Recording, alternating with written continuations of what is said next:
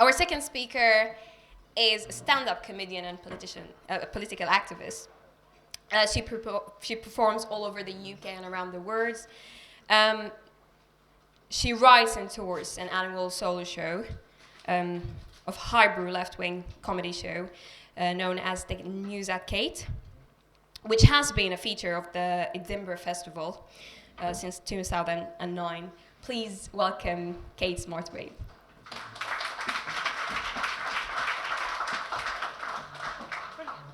Oh, thank you very much. Hello. I can't believe the last speaker said just everything I was going to say. It's just like, oh, damn, I've got to come up with something new.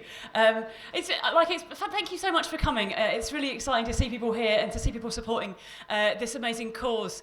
I'm particularly impressed by anybody who is brave enough to come and try and do magic to atheists. I think you get bonus points for that. That's got to be a tough crowd. I'm also really hoping to win the body painting session in the raffle. I'm going to ask them to paint on somebody else who goes to the gym a bit more often. I know last year, when I was here last year, I started with this joke, because basically, in a minute, as you might be expecting, I'm going to say some mean things about religion. So for balance, so you can't sue me, I'm going to start with a joke about atheists.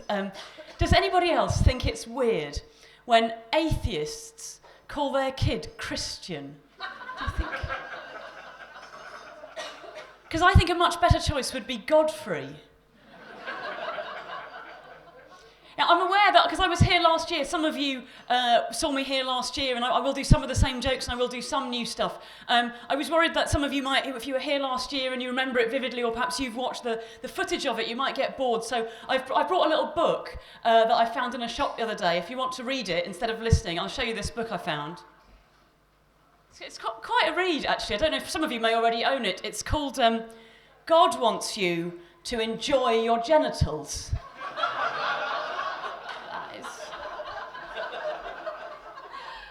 That is a real book. If we needed any more evidence that you can interpret what the heck you like out of any religious text, there you go. Somebody has done it.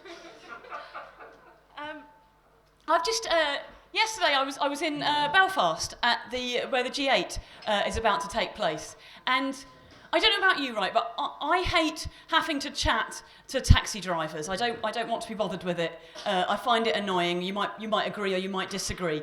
And when you arrive at Belfast Airport, the first thing that always seems to happen is you get in the taxi and the guy says, "First time in Belfast?" And so I say, no, I come to Belfast quite a lot. And then he says, "Why is that then?" Trying to start a conversation. And I say, "Well, I'm the Vice Chair of Abortion Rights UK." And then I don't have to talk to taxi drivers. In the interest of fairness, we should point out that if they ever legalised abortion in Northern Ireland, Ryanair would go out of business. Now, also, I'm fascinated by the G8 taking place in Northern Ireland, and I wish I could stay in a way. I wish I could have been there today and be part of the protests there today, because I really want, when Cameron arrives today, I really want somebody to sort of stop him at the airport and go, "Oh, by the way, how is this whole thing? You know, only a couple of months ago, you were saying that more faith schools would lead to, and I quote, greater community cohesion. How would you like to explain that to people in Northern Ireland?" Does that...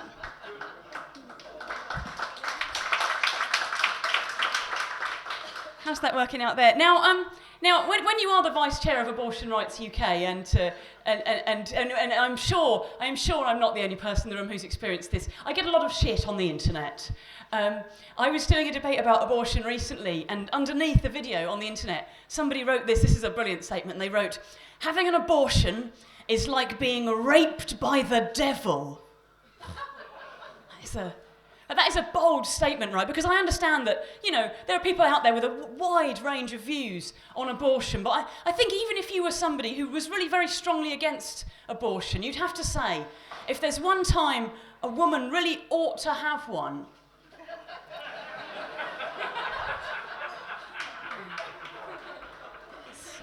it's when she's been raped by the devil. Yeah. Because there's a film about that, and the end is really nasty.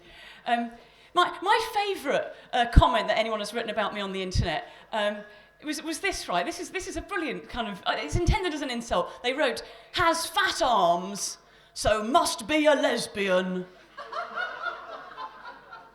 Now, I live in a world where those two things are not negative, so I don't care. But I really love the idea that there's a link. That there's some sort of science here, that one day somebody's going to go, "Kate, do you mind me asking, are you a lesbian?" And I'll go, "Well, I haven't really started fancying women, but the arms have gone." Now, again, I'm so certain that I'm not the only person in the room, and I feel like, on the one hand, that maybe I shouldn't be flippant about this, because I know a lot of us have experienced this, and it can be enormously traumatic. But let's talk about it, right? Personally, I get quite a lot of death threats. And I realise I've reached a point in my life where I now have a favourite death threat. And that's not a point that I hope none of you reach that point, but I'm there anyway. If you are, we'll chat about it later. And my favourite death threat is this one. This was sent to me on YouTube, and it says this: "I don't care what you say. I am going to rip the flesh from your bones." Now, I think we have to conclude that he does care what I say.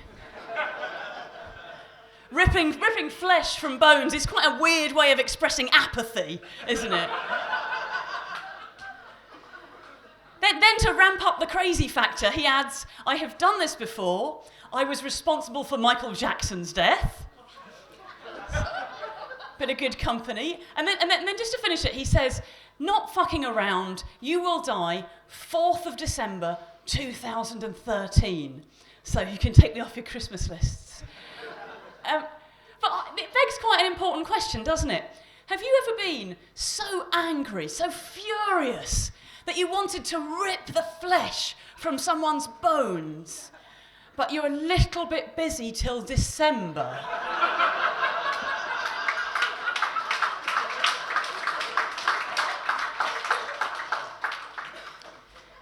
Funny enough, the same day I got that, I got a message on Facebook from somebody I didn't know, and I could just read the first line, and it said, "Kate, I've seen all your work, and I've seen all your videos, and I'm a huge fan of your work."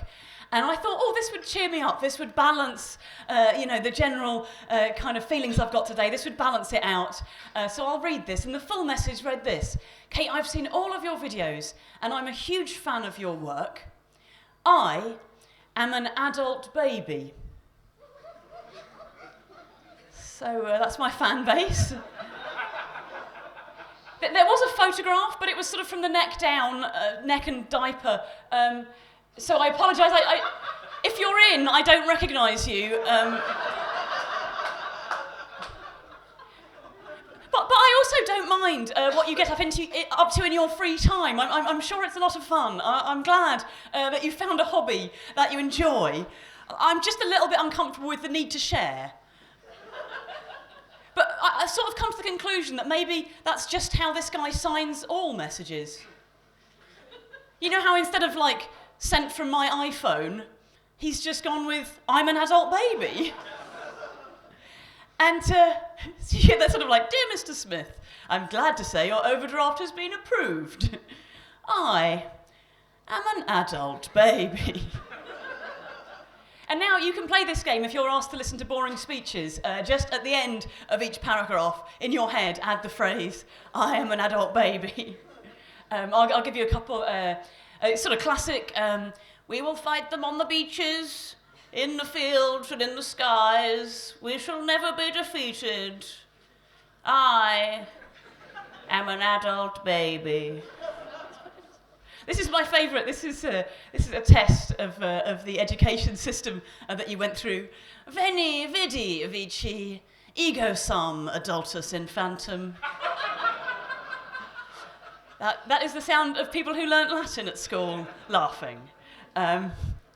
Now, the next thing I want to do is a little bit of material that I've never done this before, I haven't really worked it out before. So this is absolutely me testing some material on you, and I apologise for doing that. The reason I think you might be okay with me doing it is that I'm halfway through, basically, developing a piece of material about a guy you might have heard of called Mehdi Hassan. Panto noises, excellent. Yes. And And in particular, Mehdi Hasan wrote a piece in the New Statesman. I don't know. I guess it doesn't so much make me angry that he has these opinions. It makes me angry that they publish them in serious newspapers, like there's some validity to his opinions. And this particular piece was about an argument he'd had with Richard Dawkins. And first of all, he gets really, really angry that Richard Dawkins had dared, they were at the Oxford Union, Richard Dawkins had dared to ask him whether or not he believed that Muhammad went to heaven on a winged horse, right? And he's furious about being asked that question, which I mean, now that is weird, isn't it? When you went to the Oxford Union Debating Society to meet Richard, I mean, have you met Richard Dawkins before? Like, in my experience, he's unlikely to ask you about the weather.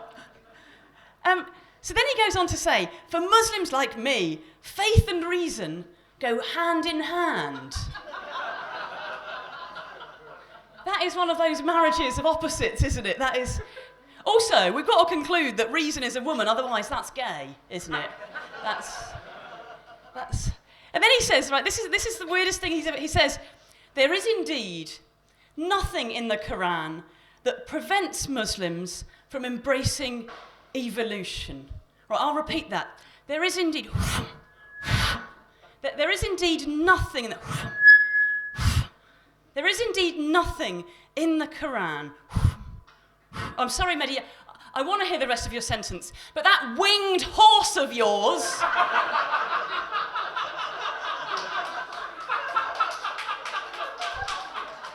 just fucking landed. Good. I didn't even know what time went on. Now, I hope you'll indulge me. As usual at these things, I do some jokes and whatever, and then I have a couple of sort of like serious things that I want to say. I want to tell two very short, serious stories.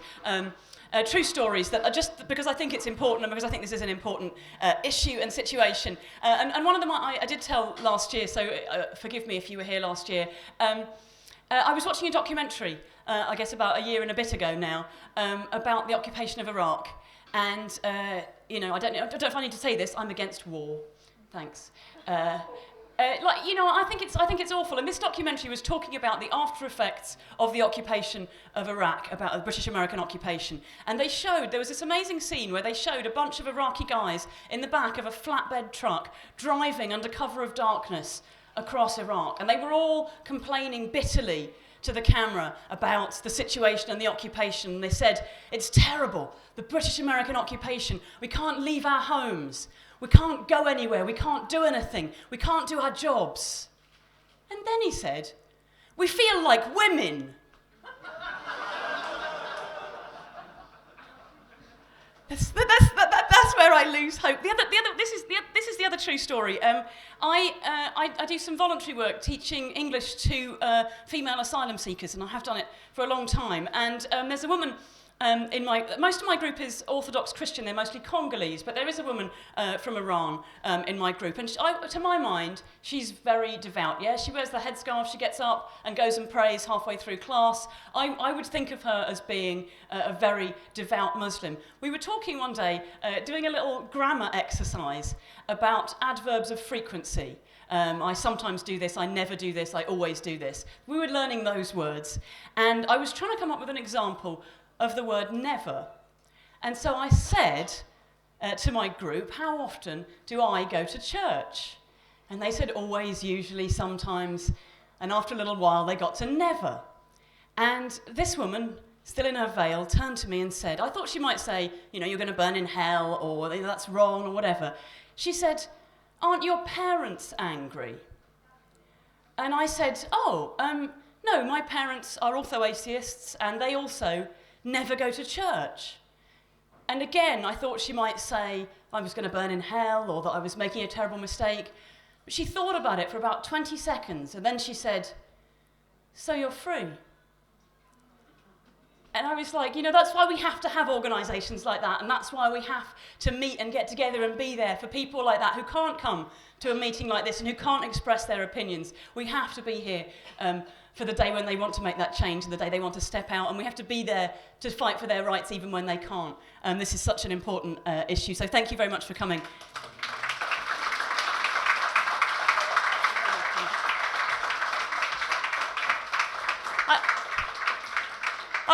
finish with something quite so serious. I'll try and finish by cheering you up.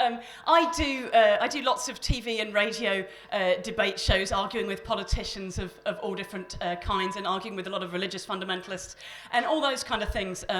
Recently, I've been on the This Morning sofa with the Tory MP Nadine Dorries. Yeah, and the weird thing is, because I mean, she's so evil in so many ways, but when you meet her, like, in person, she's a politician, right? She's really lovely and friendly. In fact, she's honestly as sweet as pie. But once the debate starts, also as irrational as pie.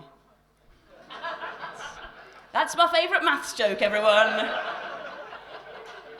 She does repeat herself, though. Ah, there we go. Ah, yes. We've got a room full of people who could probably do quite a lengthy series of math. One day we'll look back and graph about all this. We could play this game for a long time, my friend, but I will wrap up with this little story. Almost a year ago, I got asked to do something that was a bit silly and a bit fun and a little bit out of the normal range for me. I was asked to go on a shitty reality show called The Bachelor. I don't know how many of you have seen or heard. Those of you who haven't heard of it, I respect you more.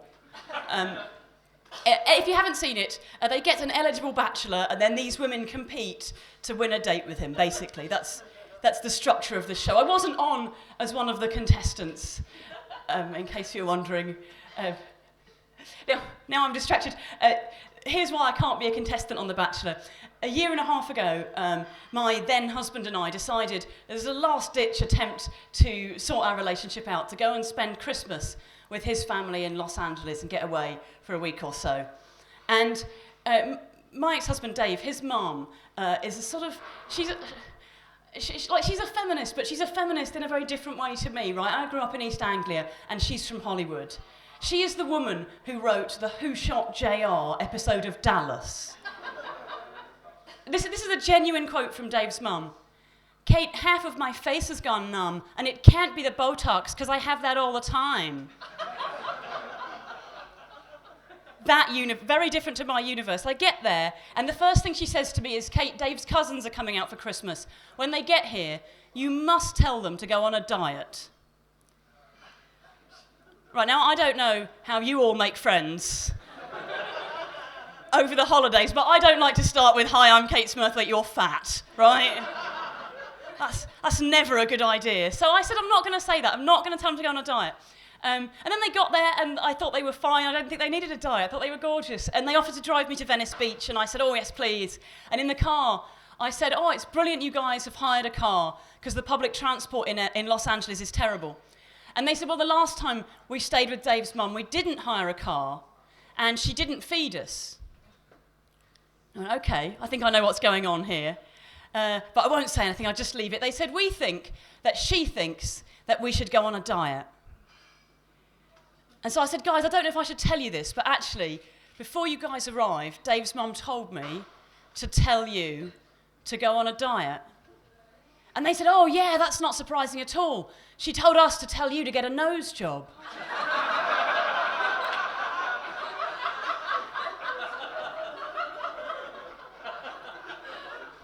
You noticed less laughter from the people who saw that joke from the side. Did you see that? That is...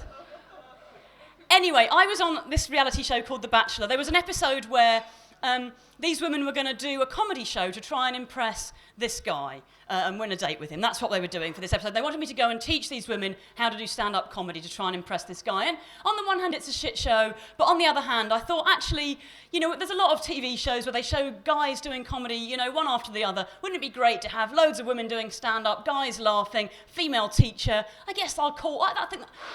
To be honest with you, I'm over-justifying here. They were filming in the south of France. I would probably have shit in a bag for the free holiday. I spent a week in the south of France getting drunk with a bloke called Tony, who produces and directs reality TV shows, including The Bachelor. Loads and loads of shows he's worked on. And I'm guessing that probably quite a few of you in the same boat as me. In that situation, what you do is, after a couple of drinks, ask him about the shows that he wanted to make that got rejected, right? And there were some lovely ideas, but this one show, this is such a good idea that I think we should do another fundraiser. Sorry, Marion, we need another fundraiser. We can make this show. Tony wants to do a show where we take senior level police officers, high-ranking police officers, and get them to spend a week sleeping on the streets, homeless. Yeah, amazing. You find out what it's like to be ignored and abused and spat at and quite often moved on and hassled by the police themselves. I think that's a piece of social documentary that I think we should make, and I know I'd watch it. But mostly, I want to make this show because Tony wants to call the show Pigs in Blankets. Thank you so much for coming out and supporting this really important cause. It's a pleasure to be here. Thank you very much. I'm Kate Smurthwaite. Cheerio.